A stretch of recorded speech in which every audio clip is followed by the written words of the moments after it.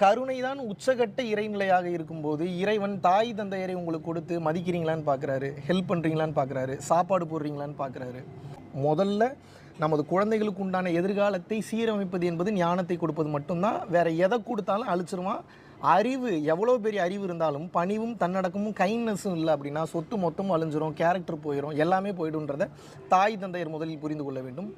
மகன் மற்றும் மகள் எதை புரிந்து கொள்ள வேண்டும் என்றால், மேலே ஒரு டெஸ்ட் களம் இருக்குது, அது உங்களுக்கு தெரியல, இப்போது பார்த்ததுனால தான் சொல்கிறேன், உணர்ந்ததுனால தான் சொல்கிறேன். பல சித்தர்களுடைய குறிப்புகளை படித்து உணர்ந்ததுனாலும் நான் சொல்கிறேன், தெளிவாக புரிந்து கொள்ளுங்கள். அந்த உலகத்துக்கு போகணுன்னா இந்த உலகத்தில் நீங்கள் என்ன பண்ணுறீங்கன்றதுக்கு உண்டான ஒரு ப்ளூ பிரிண்ட்டை மொத்தமாக எடுத்துருவாங்க. பிறந்ததுலேருந்து சாகிற வரைக்கும் என்னெல்லாம் பண்ணீங்க, ஒவ்வொரு சுச்சுவேஷனில் விதி கொண்டு போய் நிறுத்தும். அந்த சுச்சுவேஷனில் விதி கொண்டு போய் நிறுத்தும் போது நீங்கள் அறம் சார்ந்து முடிவெடுக்கிறீங்களா, சுயநலம் சார்ந்து முடிவெடுக்கிறீங்களான்றதை பொறுத்து கர்ம வினைகள் என்பது ஆட் ஆகிட்டு போகுது. தர்மம் சார்ந்து செயல்படும் போது கர்மத்தினுடைய மொத்த பலன்களும் கொஞ்சம் கொஞ்சமாக அழிகின்றது. அகத்தியர் சொன்னது போல தர்மத்தின் வழி செல்ல செல்ல கர்மத்தின் வழி குறையும்.